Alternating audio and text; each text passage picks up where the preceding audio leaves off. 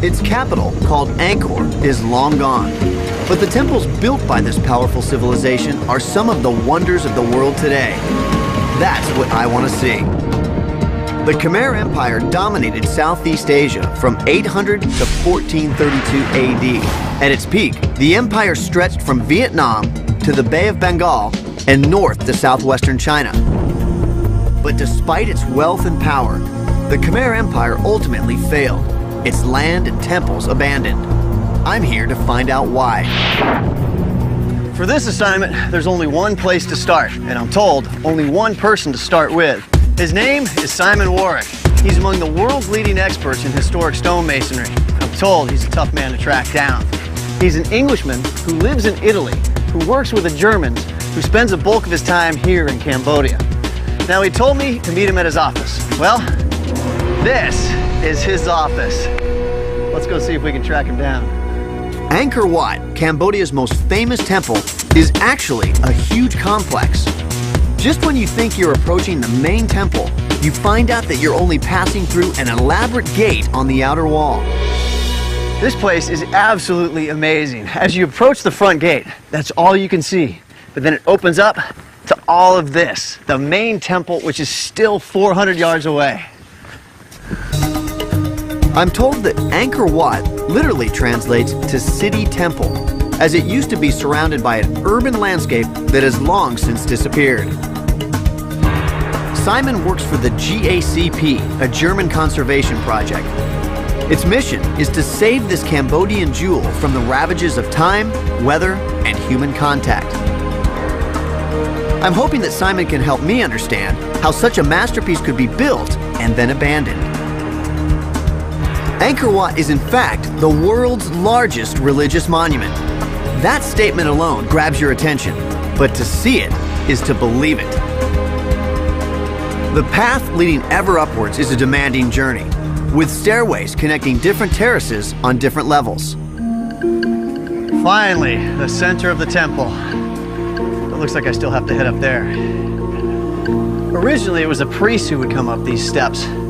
And they're definitely meant to be steep because they represent the difficulty of getting into the kingdom of heaven. Simon! Hi. Hey, how are you? I'm all right. Come on up. It's right through there? Through the door, and I'll meet you at the bottom of the scaffolding, okay? All right. Can you imagine coming this way to work every day? Hey, Simon. Hi, great to see you. I covered some serious ground to make it up here to you. Oh, yeah, but it was worth it. Oh, I cannot believe this is your office. Angkor Wat. The greatest religious monument in the world. The magnitude of this place is truly hard to grasp. Angkor Wat tops out at 213 feet, making it as high as Notre Dame Cathedral in Paris. And it holds as much stone as the Great Pyramid of Khufu. And how long did all of this take? Well, that's what's so incredible. It only took 32 years to build. I think if we were to build something like this today, it would take us longer than 30 years. No question. If you compare that with the buildings in Europe, like cathedrals, some of which are much smaller than this, they took 300-400 years. So 10 times the length of time it took to build all of this. Right, and there's a lot more stone here. You know, Simon tells me that it took 50,000 workers to build this extraordinary temple. It's surrounded by a 4-mile moat and crowned by 5 huge towers. But size doesn't begin to measure the real power of Angkor Wat. Well, I've been coming here now since 1994, which is a long time. And you know, every time I come in, I see something new, something different. It's so varied, so complicated, so... Virtually every surface in this temple is covered with exquisite carvings. Surprisingly, these stories come from a faith that originated in India, far across the sea. Incredibly sophisticated, this carving. And they're telling stories from Hindu mythology up here. But how does the Hindu faith arrive in Southeast Asia? Because we're 2,000 miles away from India. Well, religion... It turns out, the answer lies in the monsoon winds that carried seafaring Indian traders to the Mekong Delta. Marooned for months before they could ride the monsoons home again, they traveled upriver, passing their religion, art, and architecture onto the local people. The religious community were trying to communicate with people who couldn't read. So they put these images and the stories on the wall so that the people could understand it. What are some of the stories that are being told? Well, this is very interesting. This is an image that you'll find on religious buildings around the world. It's the Last Judgment. Now, I noticed that some of these guys have their faces carved out or destroyed. This figure's particularly unpopular. He's the administrator who actually gives out the sentence. So he's the sort of prison guard who says, you're going to hell. It's not looking too pleasant down there. It's hell. There's 32 different types of hell as well. So is that a superstitious thing over the years that people have come in and destroyed the faces of the demons? That's the local people just saying, bad, bad, I don't like him, bad, bad. Simon tells me that these bas-relief carvings go on for more than half a mile. They're the longest continuous sculptures in the world. It's an awesome sight, but one that may not last. Starts and stops raining at a moment's notice around here, huh? Simon takes me on a precarious path to his current work site to show me the ongoing struggle to keep this civilization from disappearing again. So I just want to show you here, this is what happens if we get here too late. It's gone. Yeah, and when it's gone, all you've got is a rock. Here, we've lost the surface, we've just got geology. Here, we've got history. The carvings... The ravages of time have weakened these carvings. They're now separating from the foundation. How do you keep this from happening when it exists in an environment where it rains like this all the time? Actually, it rains some of the time, and the other time it's really, really hot and dry.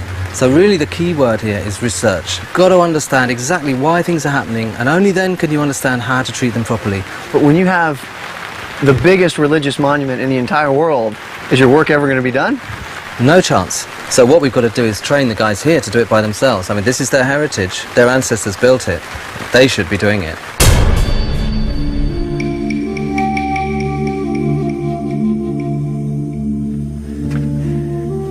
This is one of those places you never get tired of exploring, and that's good, because I still haven't cracked the core mystery.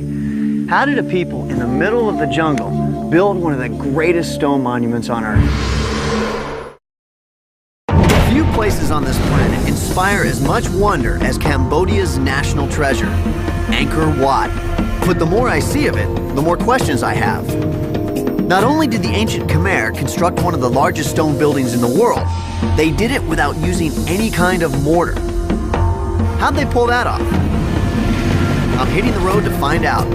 Just 20 miles northeast of Angkor Wat, I come to a place so important to the Khmer, they revered it as sacred. The majority of the Angkorian temples were built using a local sandstone, and huge blocks like this are all that remain of an old quarry that lies here at the foot of the Kulen Mountains.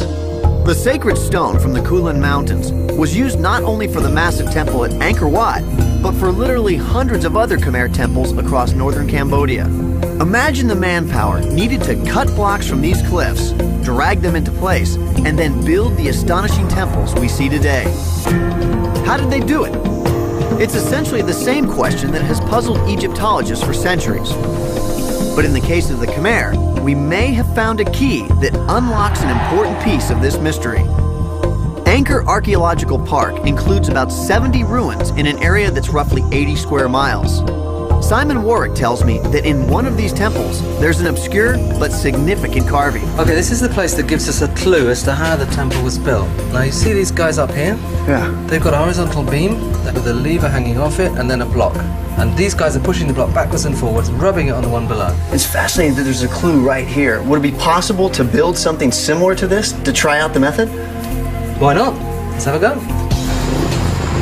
To test out how the Khmer made their stones fit together so perfectly, we're going to try and build a machine similar to the one we saw on the temple wall. Hey, Simon. Everything just as ordered. Everything. We're working from a sketch based on the bas-relief we saw earlier. Got all the beams.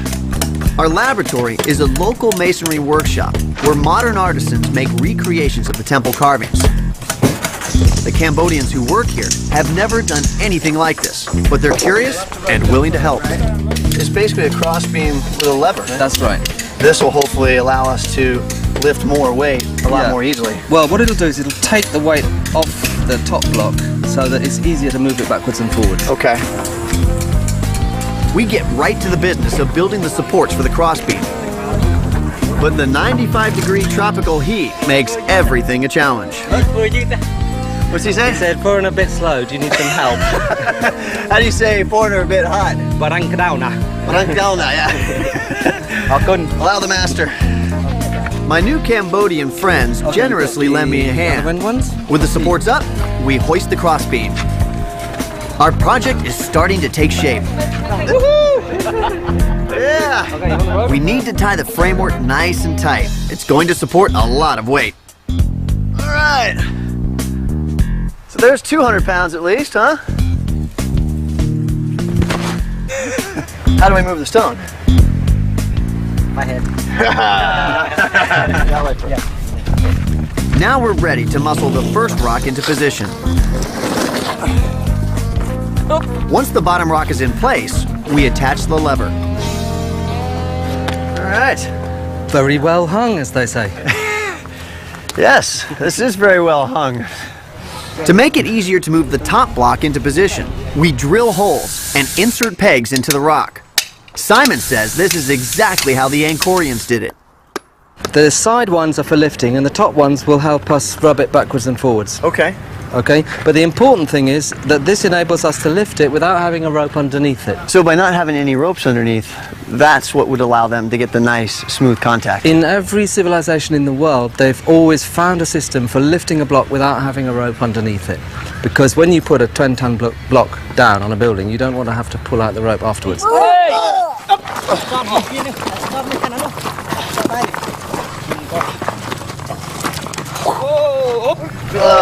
That's it.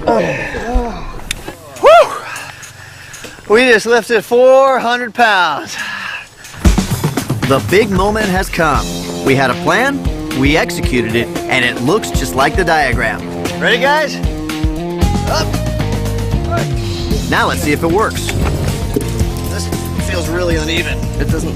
It's banging the corners. Simon's idea was to use a straight back and forth grinding motion to smooth the rocks. That doesn't work so well. So Shatri, the shop owner, suggests a new way to go. Now I'm definitely feeling more rubbing It's this feeling way. more like it's grinding. Yeah, that feels more like it. It feels much more even and smooth.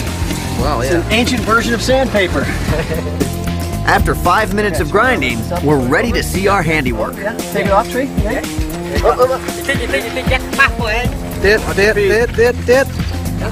Down. Okay. We got a sandy mess there. What do you think's underneath? I think it's smooth. You do? Yeah, this feels nice and smooth right here. Only 2 million more to go and we could have our own temple. You really have to admire ingenuity like that and appreciate just how hard they had to work. When we return to the temples, I find myself noticing details I never saw the first time. You know, I'm starting to see these holes everywhere. And now I realize just how important they were to put this whole place together. Yeah, I mean, that's what's great about this. As you look around, you see more and more and more. So much to see. Simon takes me to see the two most exquisite carvings at Angkor Wat. After our successful experiment, he says I can now appreciate why the Angkorians labored so hard to fit their blocks perfectly. Well, this place wasn't so much planned, carved, and assembled the way places are in Europe. This was planned, assembled, and then carved afterwards. So essentially, we're walking inside of one giant sculpture. Right, now have a look at this. This will give you an idea of what I'm talking about. Ah, this is beautiful. This, for me, is one of the most perfect pieces of carving in the temple. It's absolutely beautiful. And you can actually see the fine seams where they've assembled it right here. These are the joints. You see, she's not made of one single block. She's made of 4 different blocks. How difficult is it to carve multiple blocks stacked on top of each other? If these were just stacked together with a mortar joint, the way we do in Europe, you wouldn't be able to carve over it because it would snap. The fact that they've made a perfect razor contact joint means that these 2 blocks act like one single block. And the pressure between these 2 blocks means that you can run your chisel over and you don't snap off the edge. And I imagine you probably only get one shot because it's already built. I can't imagine how scary it must have been to carve this. If you snap off that nose while you're carving, where do you go from there? And you probably got one less stone carver, because I reckon the king would. What's more, Simon tells me that every little detail in the temple contributes to an overarching cosmic plan. The Khmer regarded their rulers as gods on earth, and this temple was built to represent the Hindu universe in miniature. Its towers symbolized Mount Meru, the celestial home of the gods, and its huge moat, the vast cosmic oceans. But here on Earth, their universe ultimately came crashing down. What went wrong? Angkor Wat. It may be the most beautiful religious monument ever built, and the most mystifying. Completed in 1145, the crown jewel of the Khmer Empire was inexplicably deserted 2 centuries later. The remote location and the relentless Cambodian jungle hid all the region's temples for over 400 years. They were the stuff of legend until 1860, when a French naturalist named Henri Mouot came upon them by accident. When his report hit Paris, these temples became all the rage across Europe, with people talking wildly about a new lost world. I imagine this is what it must have been like when Henri Mouot stumbled upon Angkor Wat. The jungle had reclaimed the stone temple. As you can see, the tree just digs its roots into any openings it can find and grasps onto the stone, creating a silent but deadly slow-motion wrestling match. And given time, tree always wins and destroys its host. It's brutal, yet beautiful. Mouot and other early European explorers didn't believe that ancestors of the natives they met could have constructed these fantastic temples. They credited an unknown race of master builders, but they couldn't have been more wrong. To get a better sense of all the Khmer's accomplishments, I'm meeting up with Damien Evans, the deputy director of something called the Gap. Damien! Hunter, how's it going? Hey, good, how you doing? Good, mate. Come on up the stairs, this way. GAP stands for the Greater Angkor Project, where archaeologists use sophisticated aerial imaging techniques to peer deeply into Cambodia's past. So this here's the very first radar image of Angkor, taken by NASA from a space shuttle in 1994. So I'm guessing that right here is the temple complex, right? That's right. Actually, that little square in the middle there is Angkor Wat. So you can see it shows us for the first time that Angkor was absolutely huge. Next, Damien shows me a new image created by AIRSAR, which stands for Airborne Synthetic Aperture Radar. Its longer wavelengths penetrate the forest canopy to expose much more than meets the eye. It shows us that Angkor was more than just a collection of temples. It shows us that it was a vast inhabited landscape which sprawled over more than 1,000 square kilometers of this area. What is this reservoir right here? That one there is the West Barai. It's a reservoir that's 8 kilometers long, 2 kilometers wide, designed to trap water coming down from the north during the dry season and distribute it throughout the south. This can be quite This hard to map interpret reveals a when the radar remarkable imagery new is very discovery, complex. It's difficult to an know what's going extensive on. system of That's why we waterworks used it to hidden create for this much more centuries detailed in the map here. Cambodian landscape. So in this map you can see much more clearly the detail and the sophistication of the water management system. You see dozens and dozens of canals. In fact, you can trace the flow of the water through this network from this area here through this very complex system in the middle and then dispersed throughout Angkor to the south. This is great because down on the ground you'd have no idea that any of this exists. Yeah, look, even archaeologists have trouble making sense of this landscape from the ground. What you really need to do is get up in the air and have a look at things from an aerial perspective. Sounds like a great time for a little airborne reconnaissance. Damien and his colleagues have recently released a major new study. Turns out, Angkor Wat was just a small part of the largest settlement in the pre-industrial world. And arguably, the Khmer's greatest achievement was not their temples, but what they could do with water. So what we can see down here is the West Barai. This is the largest reservoir in the Khmer Empire and holds about 50 million cubic meters of water. Absolutely massive.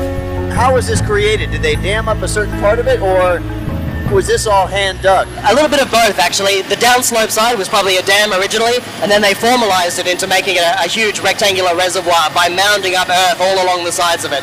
So this was pure hard labor right here. Absolutely. Just like any task on the landscape here, it's completely flat, so anytime you see something like this, it means that they've just poured thousands and thousands of people into remodeling the landscape in that area. I mean, when you think about 16 square kilometers of a reservoir in the 12th century, that's a huge engineering feat.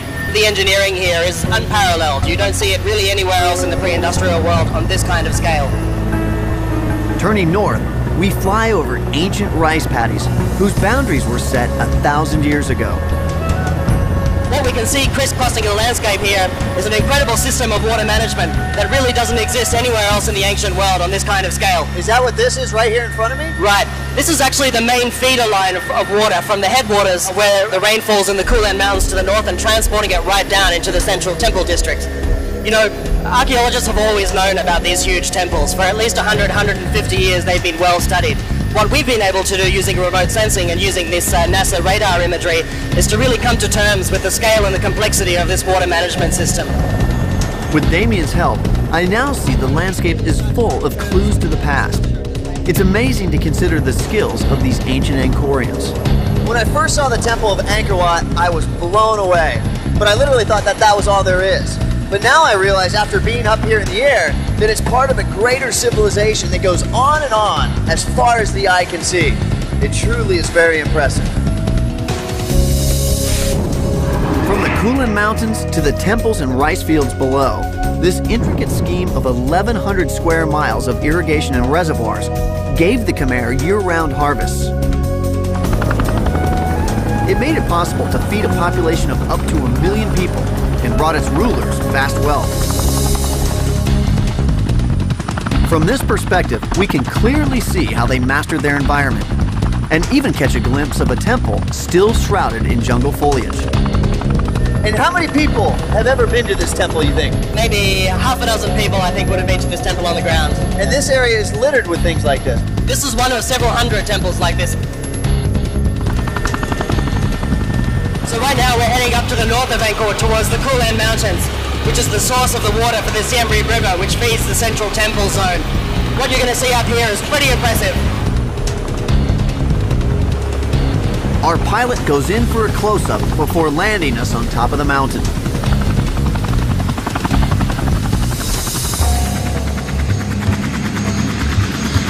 They're still actively clearing mines in these areas? Yeah, they are. It's very heavily mined in this area here. Well, follow you then.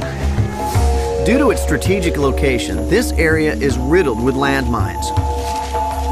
Cambodia is still emerging from a nightmare, 30 years of war, including the genocidal reign of the Khmer Rouge in the 1970s. But a fragile peace is now renewing the hope of the people here and allowing them to once again enjoy their birthright. Damien takes me to a sacred part of the river. Wow, look at this. It looks like they've actually carved out the stone of the riverbed here. That's right, yeah. In fact, all of this area here is carved out underneath the water. What are these symbols? Well, the central object there is called a lingam. It's a phallic symbol, a symbol of male fertile power. The enclosure around that is called a yoni, which is a representation of female fertile power. Is this meant to give some sort of symbolic power to the water here? That's right. As the water flows over the top, it's imbued with this kind of ritual fertility. Then it flows down from the Kulan out into the rice fields at Angkor down below and sort of delivers that fertile power to the rice fields. Damien tells me that these symbols would have been carved during the dry season, when the riverbed is exposed. There are hundreds of these carvings engraved here. So, in a sense, they're blessing the source of the water that feeds their empire. That's exactly right. If I were to climb in and touch the stone or drink from the water, would that give me strength and fertility?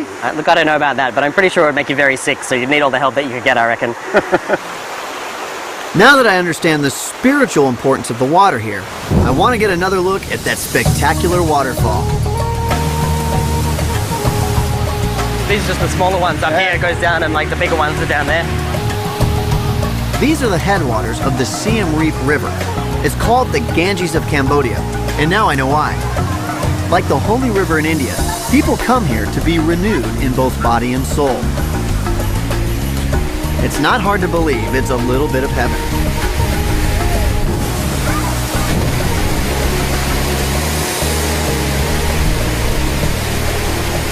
Woo!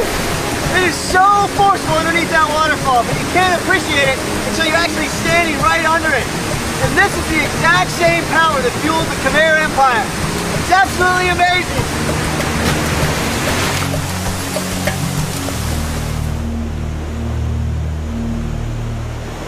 Damien and I leave the mountain as we arrive by helicopter.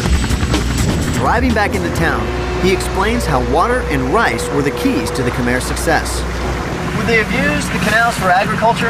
Traditionally, people have denied that that's the case, but increasingly what our mapping work and what our excavations are showing is that these canals were very tightly integrated into the rice agriculture system here at Angkor. Well, you would have needed a big army to build an empire that was that huge, and rice would be a cheap way to feed them. That's absolutely right. You know, if you manage water very effectively, you can also create huge surpluses and convert that directly into empire building. For centuries, the Khmer managed their water effectively, allowing them to feed their vast population and consolidate their power. They built a strong and wealthy empire, but their bas-reliefs reveal another clue to their success. It's Cambodia's secret weapon, the lost and lethal martial art, Bokator. That works! I've come to northwest Cambodia in an attempt to solve one of the world's great riddles. How could a civilization that built this virtually disappear overnight? Their masterpiece lost to the jungle for over 400 years. Angkor Wat's rediscovery in the 19th century gave evidence once again that history is usually defined by those with the power. The ancient Khmer inscriptions found on many of these temples proclaim the greatness of the kings who built them, but they tell us very little about the daily lives of the Khmer people. But it was, after all, the ancient Khmer people who built the rice fields, canals, reservoirs, and temples that distinguish this civilization. And it's their features that are reflected in the faces of Cambodians today. To learn more about the Khmer, past and present, I've come to the old market in downtown Siem Reap. We have the fish, vegetables, and meat, all different kinds of fruit. Kin Po Tai is a cultural expert who grew up in this town. These are on the bas-relief of the temple. So this one is right here? Yeah, it's been preserved for 1,000 years. It's simple, it's just salted and dry out in the sun. Tai tells me that many things we see around us have changed surprisingly little in the last millennium. And the proof is carved in stone just a few miles down the road. So this is the second largest temple in Angkor after the Angkor Wat, and it's the Bayon. It's one of the most famous temples as well in Angkor. Tai tells me that the Bayon is actually a Buddhist shrine. It was built in the 12th century by a Khmer king who converted to this new faith when it swept through Southeast Asia. The Bayon is famous for the more than 200 giant faces atop its 54 stone towers, and for its unique wall carvings. These look a lot different than the ones over at Angkor Wat. Yes, because here's more about the everyday life of the people and the histories of war and way of life. It's like a window to its past. What do some of these things show us here? All here you see the market. This is a lady selling fish. So we were at the old market today, but this is the really old market, That's correct. This is the old market. Is this some sort of gambling scene right here? Yes, it is cockfighting between the Chinese or the Khmer here. So it's Khmer versus Chinese cockfight, and everyone's placing their bets. That's correct. My money's on the Khmer. And the Khmer. These stunning reliefs immortalize a civilization. The lady's giving birth here. From the wild boar fights to the construction of their temples. With the thousands of relief we have here at the Bayon, it seems like we have a very good idea of what life was like back in the 12th century. But are there any written accounts from outside the Khmer Empire that would corroborate all of this? Yes, there was only one written account, but not by the Khmer peoples who live here. It was written by Cho Takwan, a great diplomat who arrived here in 1296, 1297, and he spent years living in the city here. So he experienced life here and wrote about it, and it matches what we see on the walls. That's correct. Cho Tao Kwan's journal of Khmer life at the end of the 13th century has been invaluable to historians. But many suspect that he was more than a diplomat, that he was in fact a spy. As an agent of his own powerful empire, Zhou casts a wary eye on his host's military capabilities, for good reason. Temple carvings at the Bayon clearly show that the Khmer were a ferociously warlike people. And now, with the help of animators at Monash University in Australia, we have the first historically based 3D simulation of the Khmer in combat. Here against their arch-enemies, the Cham, who came out of what is now Vietnam. Behind every great empire is a great army. But this scene indicates that their success may have had less to do with superior tactics and weaponry than it did with the ferocity with which they fought. A Khmer character trait still very much on display.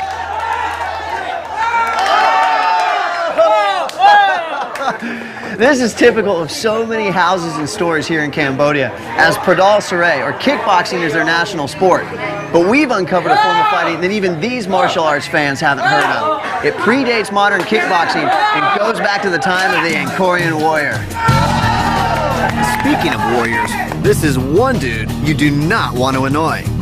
Adventure journalist Antonio Graceffo has literally fought his way around the world, but he came here to Cambodia to seek out the original martial art of Southeast Asia, the lost discipline of Bokator. I have fought 8 countries in Asia, Europe, the States, and Bokator is by far the most interesting and most complete martial art I've ever seen in my life. But in an age when martial arts are so popular, why hasn't anybody heard of it? You know, it goes all the way back to the 11th century, but it almost died out twice. Once at the end of the Angkorian Empire, and then again during the Khmer Rouge period. They actually hunted down and killed all of the known masters. Antonio tells me that Bokator would have been lost forever were it not for the sacrifices of this man, 63-year-old Grand Master Shan Kim San. How did the art resurface then? Well, the Grand Master survived the Khmer Rouge period. He escaped to the States as a refugee, and then in 2002 he returned here to teach the art to children and to find the masters who had survived. You know, he only found 10 of them. Was he a hard guy to track down? It took me 18 months. It's a long time. Did you ever feel like giving up? No way, man. I was digging for the truth. Nice. Jimitsu. Why is Bokator the best martial art?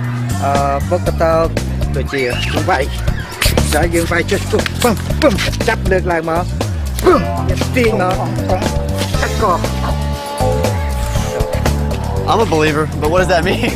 He said our Khmer Bokator is the best because we got so many techniques. We can use our elbows, we can use our fists, we can kick, we can knee, he can twist, he can bend, and he can kill. The Grand Master brought up 10 of his top students from Phnom Penh to our meeting place, a Buddhist monastery near Siem Reap.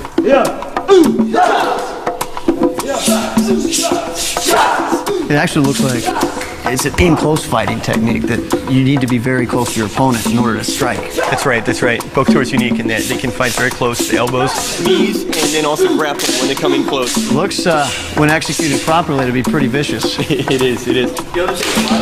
After they finish group training, the master works with his 2 top students so I can see his moves up close. Yeah, using that elbow right against the throat there, huh? That's pretty much his signature movement, is that quick elbow strike.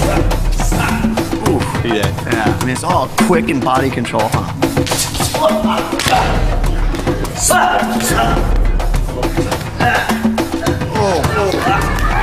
Oh, did he just rip his trachea Ripped out? out his trachea. Simple head twist. I could feel that one from here. Oh, just spinning that head around. That's the Linda Blair. The exorcist move, huh? Can't do this at home. Yeah. យើងសូមលោកចេញមើលបាទ He said he wants to show you the Khmer short stick fighting.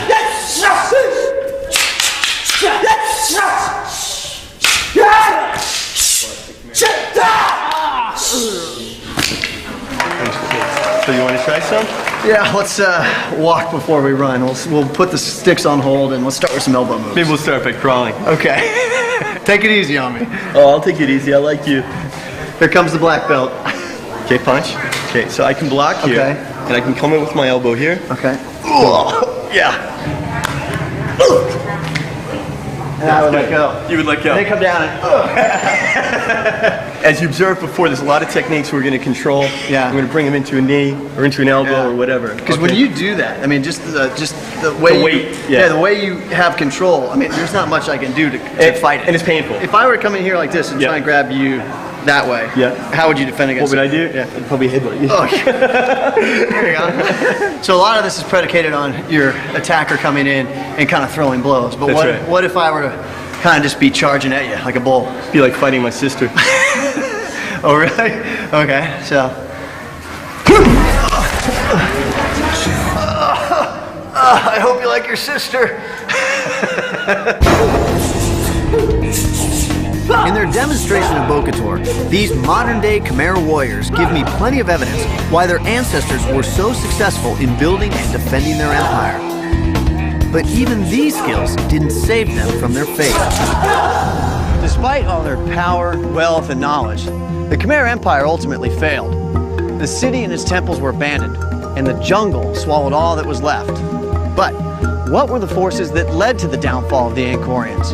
And is it a cautionary tale for us? In my quest to understand the legendary Khmer Empire, I've plumbed the mysteries of her overgrown temples and deciphered how they were constructed by building a stone grinding machine based on a long, unnoticed clue. From the air, I cracked the watery matrix that was their secret to extraordinary wealth, and I experienced firsthand the power of both her sacred river and her lost martial art. The Khmer created a dazzling kingdom that dominated Southeast Asia. And yet, in the 15th century, their civilization collapsed. Their city and temples were abandoned to the grip of the jungle. Like in any great murder mystery, the list of suspects here is long. By the 1400s, it includes marauding invaders, a rebellious and disgruntled labor force, shifting state religion based on which king was in power, and internal struggles between the king and powerful Khmer families. To find out the #1 reason why the Khmer Empire met its end, I've arranged to meet up again with Damien Evans, the Deputy Director of the Greater Angkor Project. All right, so I have a few questions for you. Sure, fire away. Well, I'm completely impressed with how sophisticated the Khmer Empire was. But what happened? How did they disappear? Well, the thing that you have to remember is that in the collapse of civilizations, there's rarely just one factor that you can point the finger at. Usually there's a range of different things going on. In the case of Angkor, what our work is showing is that the water management system was a critical factor in the decline. Really? So the same thing that made them so great also led to their demise? That's right. The water management system started off very simple, and then over the centuries became more and more complex and difficult to maintain, and this in turn caused problems for the fundamental basis of their economy, which was rice agriculture.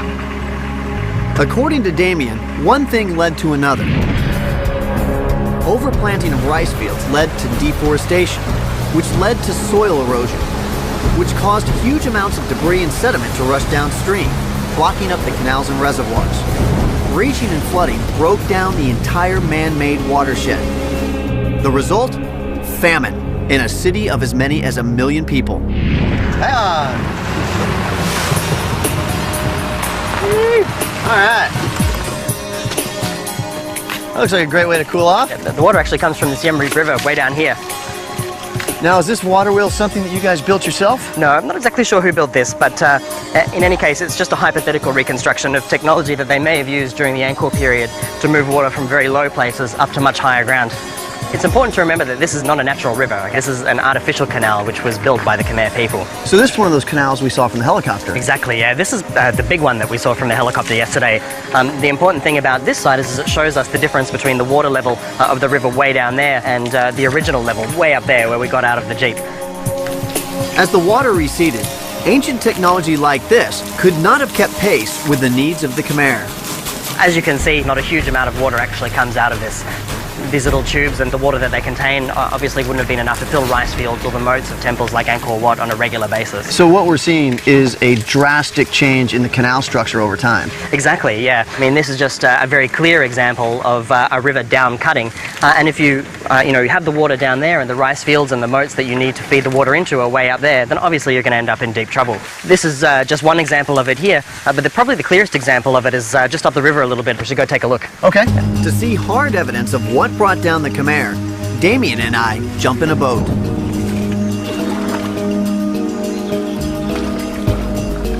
It's amazing to think that all of these canals are man-made. Yeah, it's actually difficult to imagine it when you're down here on the river. You know, once you get up there in the air, you can really see that far from being a sort of natural course, it's actually laid out in a very particular kind of way for a very particular kind of purpose.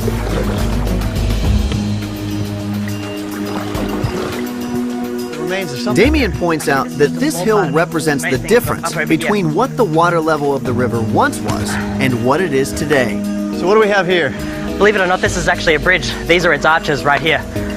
Would this then be the bridge for the canal that we just came up from? Exactly. 1,000 years ago, the water would have run straight down through here and passed beneath these arches onto the other side. So we're standing on the original bed of the canal. That's right. Increasingly, as the years went on, the water level cut down into the landscape and just basically ended up going around this bridge, meaning it was completely ineffective.